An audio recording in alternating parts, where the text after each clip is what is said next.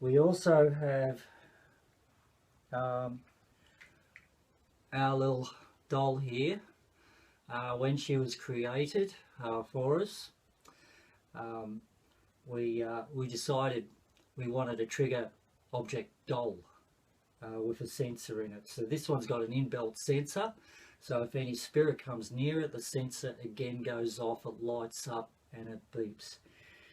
We decided we didn't want any sort of doll. We wanted something that looked a little bit like Wednesday Addams because we're a little bit out there, you know. So um, we're very much into the pagan type of stuff. The girls like the witchcraft type of stuff, the paganism. I'm very much on the spiritual side of the fence. So we're definitely not mainstream in our way of thinking, and we do things in very different ways.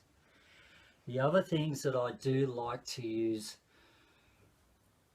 um, occasionally are bells of all sorts. Bells are great because firstly you can attract spirit with the sound. It's the vibration of the bell that can sometimes attract spirit. So if you're wanting to communicate with spirit, spirit can feel the vibration, hear the sound, and come towards you. And if they want to communicate, well, that's all good. Bells can also help to clear the area. If there's a negative spirit around too, you can use the bells in any sort of clearing, whether it's indoors or outdoors. Again, um, similar type of thing with the bells. We have like a little sound bowl. This one's a very high pitched one, so you can try all sorts of little sound bowls and things to try and coax spirit in as well. We also have to connect up. We also find that I must mention when it comes to cameras too, mobile phones are great. We've captured so many different things and got some great pics, like this one.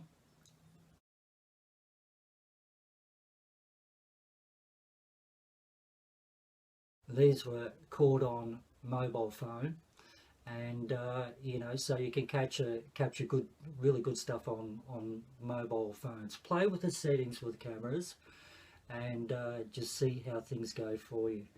The other thing too is that with the mobile phones, there's some pretty cool apps, Spirit Box apps on you can pick up on mobile phones, and the there's a couple of that we personally like to use.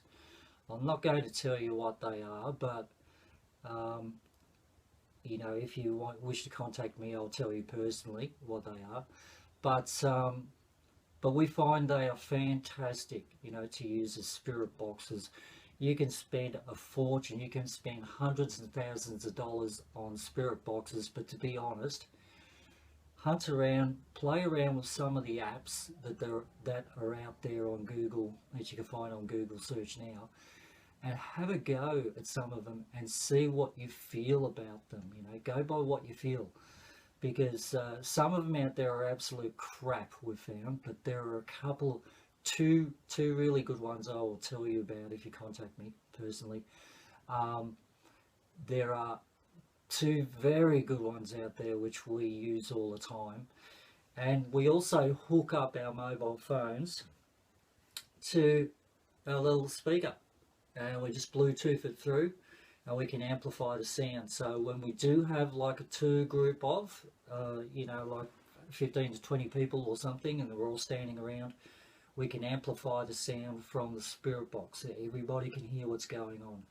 So one of these things you pick up for 20-30 bucks down at Kmart, local department store. You can pick them up relatively cheap. It doesn't have to be this size, it can be a bit smaller, it can be bigger if you want, it doesn't really matter. Yeah, basically they're the things that we use. We don't use any magical fandangle things other than this. We like to use the basic stuff. And we do find that when we're communicating a spirit, that they like the old school stuff, like the pendulums and the rods and the bells. You know, because basically if you're speaking to spirit that are in the early 1900s or 1800, late 1800s or something like that, if you're trying to communicate with spirit of that era, they're used to the old, they're used to the divining rods, they're used to the pendulums. You know, they wouldn't have a clue what a K2 is.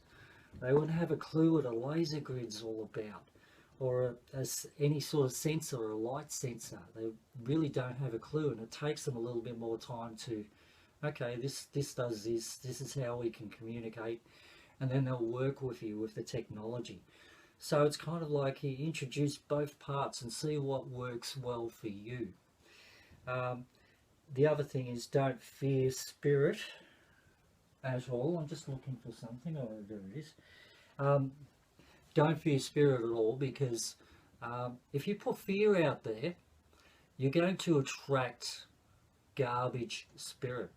Ones who will try to manipulate your minds, ones that will try to play with you and make you think something that they're not. Okay, so always put positive energy out there, positive thoughts, and you'll attract positive spirits to communicate with. The thing is, it's spirit of people too, and it's like in the walk of life, you'll meet people who are absolute arseholes. You know, let's not put any bones on top of that one.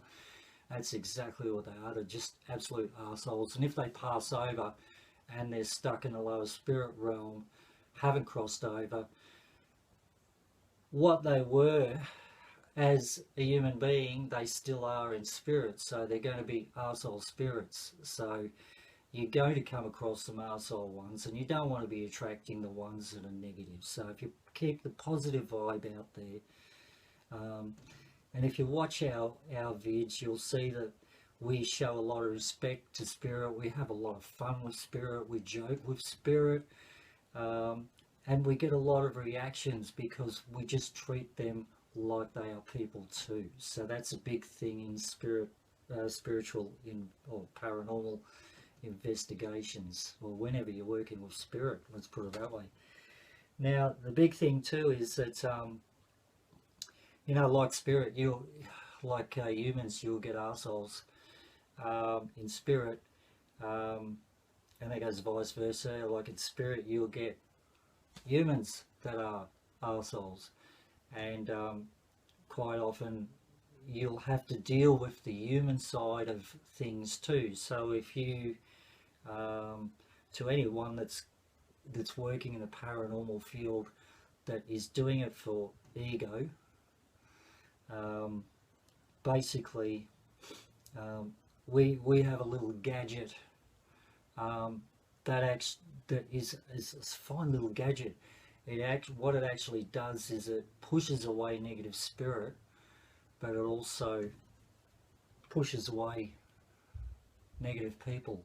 And this little bit of kit is amazing. And this is how it works. You push the trigger. So to those with ego in the paranormal field, go away. We don't want you, because you've got to treat spirit with respect, and you've got to have a little bit of fun with it, because spirit are fun loving too. And you'll find that there are a lot of spirit out there that they need some sort of help in some sort of way. So be ready to help. Learn how you can cross them over. Learn how to do rescue work. You know, if you don't know how to do that sort of stuff, try to have somebody that's within your team that you're working with, or that's with you, that knows a little bit about how to do a little bit of a blessing for them and help to cross them over or something like that. It's a very important thing. So so basically we've just shown you some of the basic stuff that we've got. We've got some other little bits of kit laying around or whatever. This is just something I've quickly put together just to show you. But it's just to show you that you can do things on a budget, and you do things bit by bit. Just start off, like I said, digital camera, small torch, next bit of kit. Just work towards K2 meter. You won't regret it. You know, you could get a little voice recorder. These things, you pick them all up $50 or under or something like that if you look around on eBay.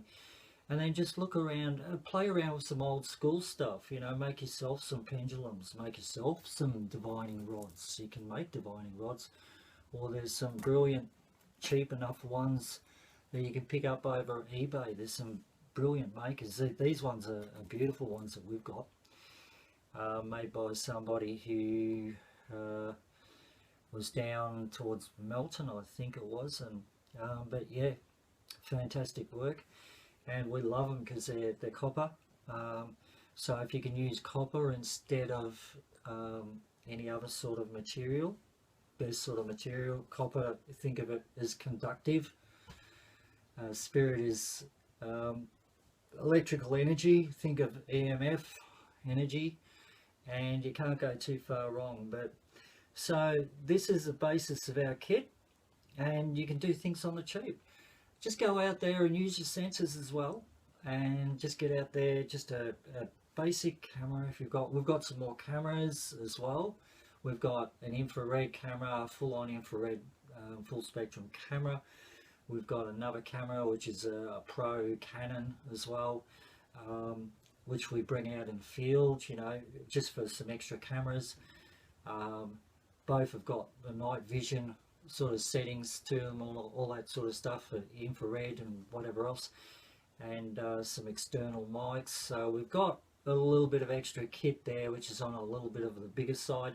But to be honest, I've always gone out there for years and years and years and years and years, for probably about the first 30 years, 35 years, all I've ever used was my sensors, a camera, digital camera, and a torch. And that's where I started from. And really, it's only been the last, you know, 10 years I've been playing around, you know, even less than 10 years I've been playing around with little bits of electronic gear to see what they will do. And, you know, I've collected a little bit along the way, but stick to your basics. You don't have to spend a fortune. Go out there and explore the paranormal world. Learn a lot, educate people. Cheers.